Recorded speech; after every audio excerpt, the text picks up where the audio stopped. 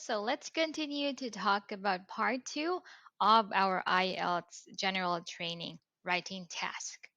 And we are going to have our letter aims. So letters can be based on different content, which will affect the style of the letter. So here are some of the most common contents for the letters. Although there are hints about whether the letters are usually formal or not, so please know that you will know the style by reading the instructions given to you. So here are some of the most common aims that we have.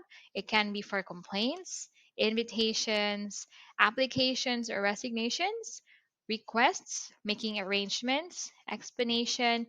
It can be for informative or newsletters, and it can also be an apology, which could be of any style. Next, we have our letter openings. So, letters usually start with an opening statement which explains the reason why you're going to write the letter. So, this opening statement varies again depending on whether you are writing a formal or informal letter. So, here are some examples of an opening statement. Can you spot which one is formal and which one is informal? So let's try to read them. Let's have A. I am writing this letter with regards to the scholarship program to study at London University, which I read in Sunday Times on December 1st, 2014. B. It's been so long since we last were in touch, but I haven't forgotten all the wonderful times we spent together last year. It's my birthday coming up, and I wanted to invite you over to stay at my place for the celebration. C. I'm just writing to say thank you for the offer of joining your company. So our answer for that one would be A is formal, B is personal or informal, and then C we have semi formal. Now, let's move on how you're going to sign off. So, of course, again, it will depend on what type of letter you should write.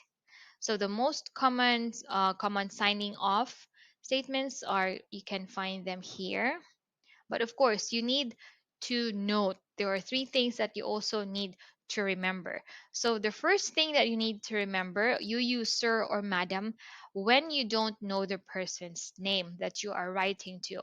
Example, when you write to the manager of a hotel or the local council, you do not use these titles if you know the name of the person. And you should not use these titles in your speaking test also. Second, you can also write a formal letter to someone whose name you know. So you can either use Mr. Robson or John Robson. And another thing, we use no title and no last name when we are writing to a friend. Here are some examples of final comments before signing off.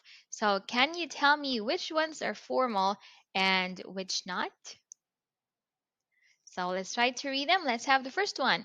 It'll be great to catch up again soon. Give my best to everyone in the family.